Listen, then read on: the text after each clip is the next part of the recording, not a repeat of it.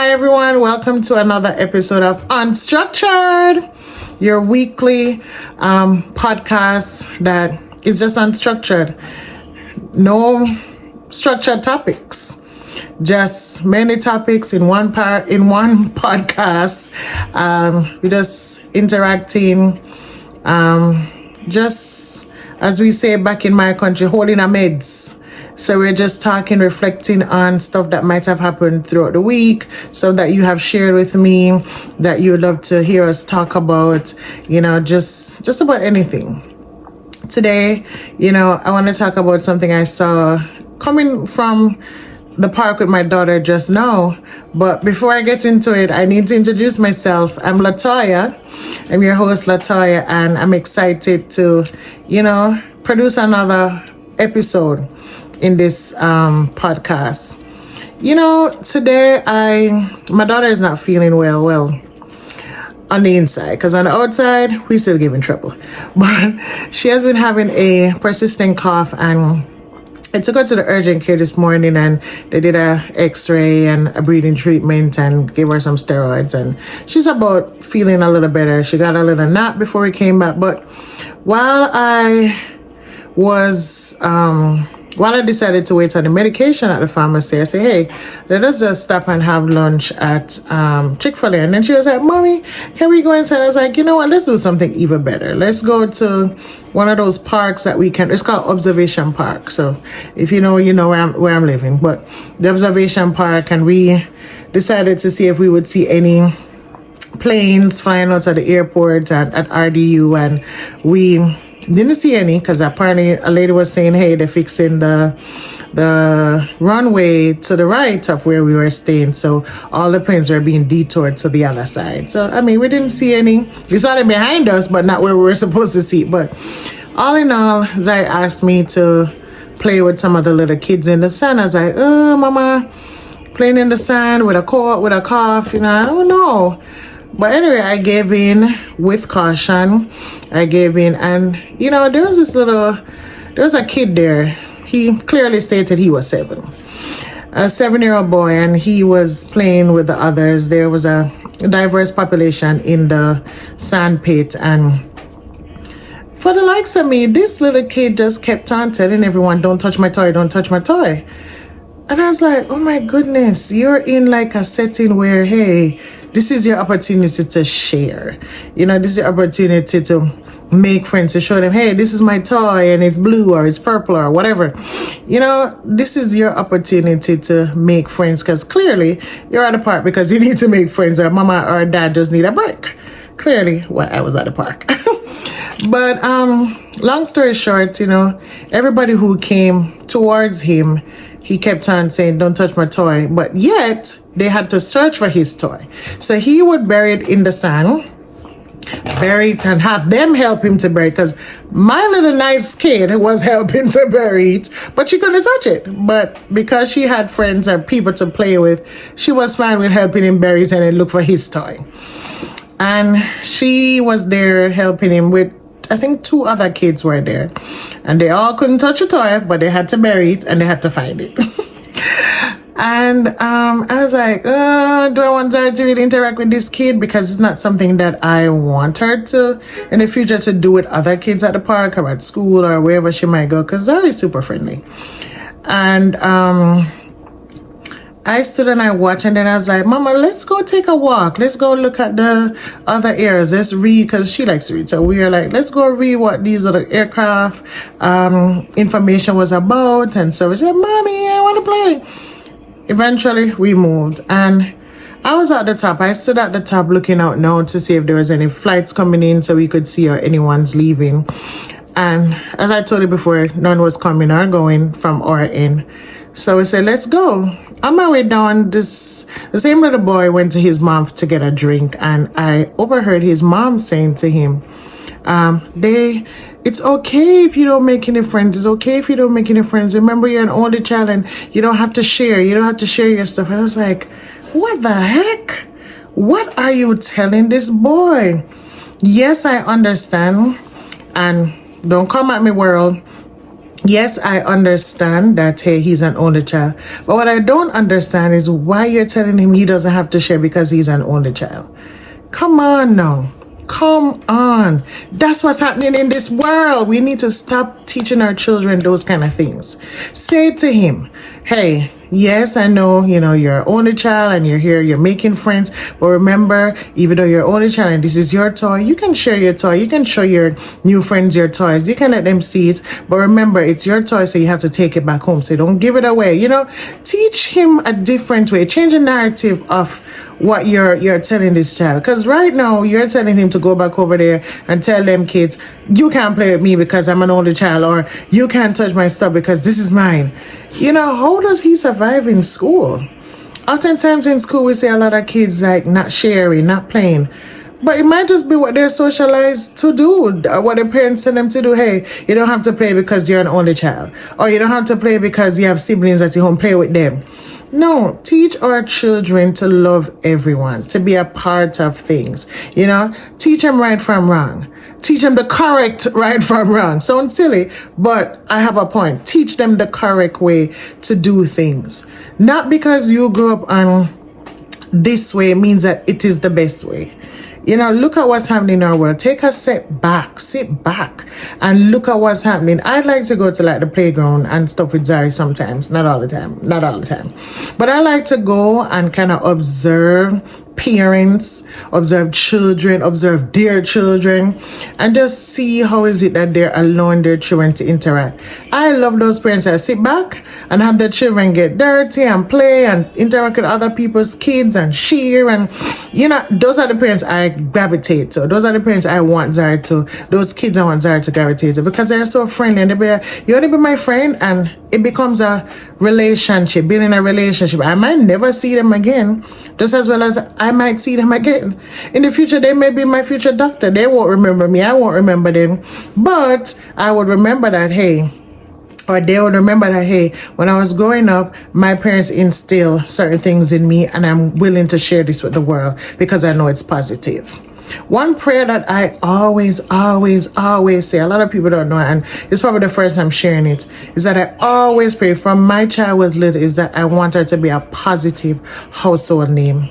I don't want people to have her name in my household or in any household and saying, oh, that's a nasty kid or whatever. No, I want to be like, hey, I want my child to be like this child or even better. I want my child to can read like this child or even better. I want people to see Zari as resilient and,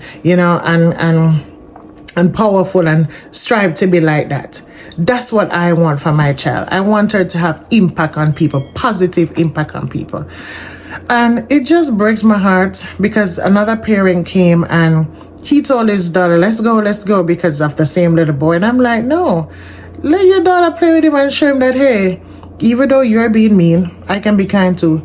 Zari said hi to everybody in the playground. And let me tell you, it was 8 kids at the time.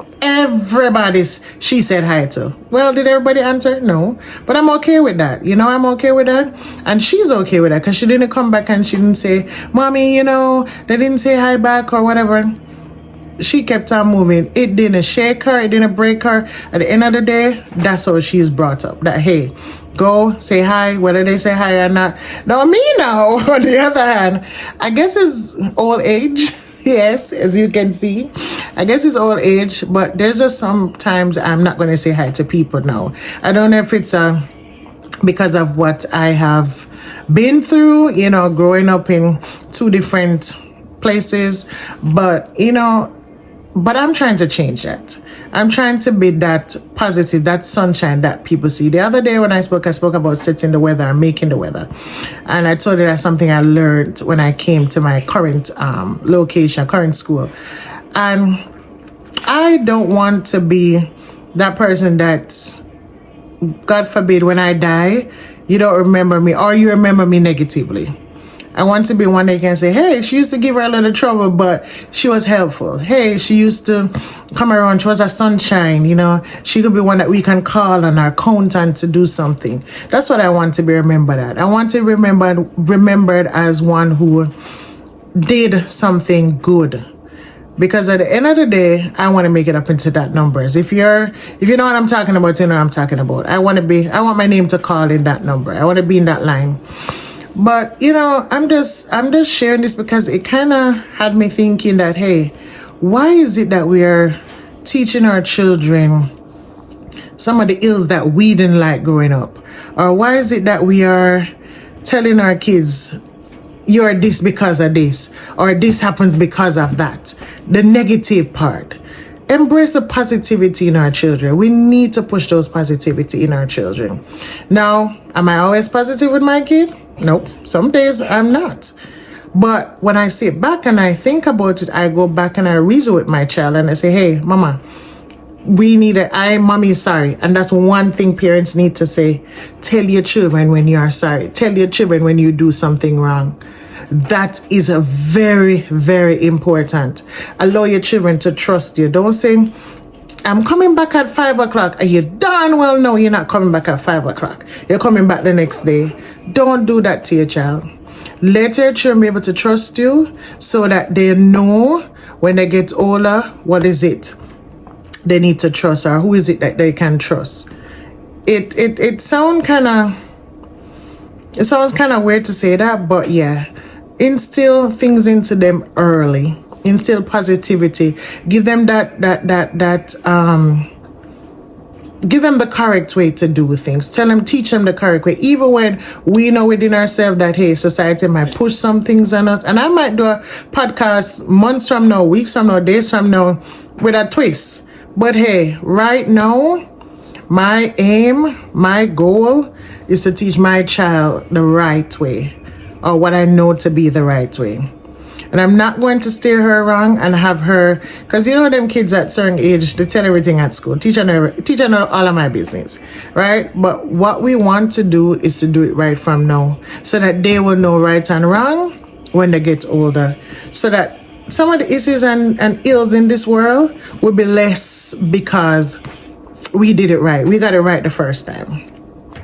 I know some moms, it's especially single moms, or people who are married and still feel single. I know some of us as parents, we feel as though there's no support. It's just you. But remember, even if sometimes it's the persons that we want to be around that makes us feel the way we feel, Let me say that again. Sometimes it's who we want to be around that makes us feel the worst because they're not around. Sometimes there are people there. I remember this girl saying that every time she tried to find a boyfriend, she can't find any. But it's who she was going for. There was this guy that really liked her, and to this day they're married, happily married. And he would always come around, always try to help her, always try to talk, always be that shoulder to lean on. And she would be telling him about the other guys, yada, yada, yada. And he would just listen. Not one to be sneaky and use back those things on her. He would just genuinely listen and be a friend. Today, they're married. And she was like, in all my years, I wouldn't think of getting married to you or liking you because you were never my choice. You were never my option. But sometimes, as parents, there are people out there that's for us. There are people out there that want to be, a part of our circle. But sometimes some of us want the people who are way above our means to see us. And sometimes that's not even the right set of people for you. Stick to those who want to be with you. If you're not invited to the party, don't go. If they invited the day of the party, clearly they didn't want you to go, because unless it's an impromptu party. But it was a party that has clearly have a decorator, that clearly have planning where you can see that the cake was planned, the cake arrangement was made months in advance because it's a nice, what do you call it, fancy cake. If you weren't invited to the party, that's fine. When I was growing up, I used to be like, why they couldn't invite me to so-and-so? No, you don't have to invite me nowhere. I'm fine. I am A-okay with staying in my space and knowing what lanes I need to be in. But single parents who are married and feeling single, parents who are married and just having a hard time, go take your children out. You don't have to wait on a friend, or you don't have to wait on a spouse to be there. Take your children or enjoy your children's company. I'm learning to enjoy my child's company. Well, I've always enjoyed my child's company. As I said, sometimes when I'm tired, it becomes a lot, but I try to make sure that I enjoy her company so she know what it means to have meaningful relationships. So that she knows that, hey, when I'm around my mom, I know that I have a friend in my mom because she's always with me. Right now, she loves her dad to death. At one point, I would feel jealous, but right now, I'm not. Right now, I'm definitely not, but before, I was. But she would come home, she don't see his car, cry. I'm like, why are you crying? Because my daddy not here. I'm like, But now, you know, I understand. She understand that meaningful relationship with her dad. They play together. They do a lot of stuff together. They go outside, fix cars, work on trucks, whatever. That's her seeing a meaningful relationship in somebody. You know, they talk and they laugh, and you know, she will read with her dad. She will read the Bible, sing with him. Same with me. But you know, we need our child to know meaningful relationship, and as parents, finding other relationship with other parents, you know, so that our children can, you know, have extended family with friends. We want to make sure that we're finding the right set of people for our kids, right set of people for ourselves. I know these days a lot of talk is on like mental health, and you know, some of these mental health thing, everybody talking about mental health. Some of them is just that we're darn lazy. We're lazy and we don't want to do it, so we blame it on mental health. I am not saying there's not mental health issues, but some of it we take it a little bit too far. Yeah, we take it a little the work is so hard. What do you expect? You came into the profession knowing that you had to work. I complain about work, I do, but at the end of the day, I get it done because I know that's where my bread and butter comes from. And if I don't do it, I ain't got no bread and butter. For those who know, those people don't understand bread and butter, your cheddar, your money, your salary. You have to give to get, right? You have to do to get something. You can't just go to work, sit down, let me just relax, and then expect a paycheck, a full paycheck. Well, some people do it, but how do you feel after that? I don't feel comfortable knowing that I didn't do anything to get paid. I want to know that in my field teaching, I want to know that I move as a scholar, move a student from point A to point B, and even far beyond point B. Well, I say A to B, but you know exactly what I'm saying. Want to know that we're moving this child. This child is showing growth. This child has increasing proficiency. That for me, that is satisfaction. That tells me, hey, it's my pay. I'm getting my pay and it's worth the pay. Yeah, there's one saying I don't follow though. I teach for they say I don't teach for the money. I teach too to get my pay. I do. I teach for my cheddar too. But the bigger goal in me teaching is to see my student progress, is to see that proficiency level keep growing. You know, there's so much you can do as a teacher, but you know, when we join hands and hearts together as a community, we can help a child grow and move mountains. You know, so today I'm just reflective. From the other day, I've been very reflective. I've been very pensive, lost in thoughts, because I really want to use this podcast Unstructured as a medium to, you know, spread positivity. Not just positivity, but to spread, to tell somebody that, hey, to encourage someone, to tell somebody that, hey, you might not have it now, but you'll have it soon. Believe in the power of yet. I might not have it now, but I will have it one day. It might not be here right now. I might not have my husband yet, but he's coming. I might not have the job that I want yet, but I'm believing and trusting for it. And on a side note, when you praying for that job or you're asking for that job, whoever your superpower is or your supernatural power being or whoever it is, mine is Jesus. But whenever you're praying for that job too, pray for the environment of the job. Pray for the people there. Pray that whatever you're walking into is something positive, something driven, something that will build you. Don't just pray, oh, I want a job with 6 figures. Oh, I want a job with I do less work. Yeah, you might get it, but you might have some people behind it that tear you apart. You might have some people behind it that is just so toxic. So pray for that environment too. I went wrong. When I used to pray for jobs, I didn't pray for the environment. But I'm imploring you, I'm urging you, pray for the environment too. Pray for what you want, but pray that you walk into an environment that will develop you positively, will build you professionally, make you a better person, make people come into your establishment or whatever it is that you do, may whoever you interact with see the sunshine, the ray of sunshine in you, or you see it in them and learn how to develop that ray of sunshine or that positivity. So you see, it's a lot of things that we have to look into, that we have to ask ourselves before we say, boy, we want that 6-figure job, or we want that 9-figure job, or whatever job that we want. We have to think about all the externals and the internals of these jobs. But today I just want to shout out that person who's waiting, that person who's believing, that person who knows that it's not their season yet, but their season is coming. That parent who is like, what am I going to do next? How am I going to provide for my child or my children? Just know that it is coming. It might not be what you want now, but it is coming. It's going to happen once you believe, once you trust. Whatever you trust in, whoever you trust in, but once you trust and believe, it will happen. Take a step. Take a faith step. Look at me. Taking a faith step to do a podcast. I actually recorded this podcast last night. But let me tell you, the devil kicked in. I stayed up until after 11, was trying to record. Well, I recorded, but I recorded on a medium that it couldn't hold the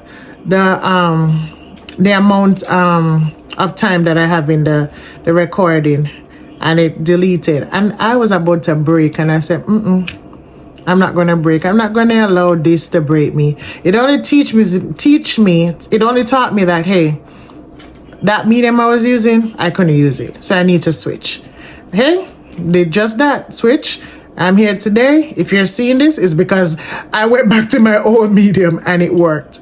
So enjoy your Saturday. Remember, if you're in the US and you're cold, put your sweater on, turn the heat on. If you're in Jamaica and you're hot like fire, turn on the fan. Yes, we know the light bill is coming, but turn on the fan. Turn on the fan. Have a great Saturday. Enjoy your weekend, everyone. Remember, Unstructured. The next episode should probably be maybe tomorrow. We don't know. It's not structured. So until it becomes the podcast called Structured, which is not going to be called Structured. For now, walk good. See you later. Be positive. Remember the power of yet. You might not have it yet, but it is coming. Blessings. Peace. Just see the closure to spare me some heartache.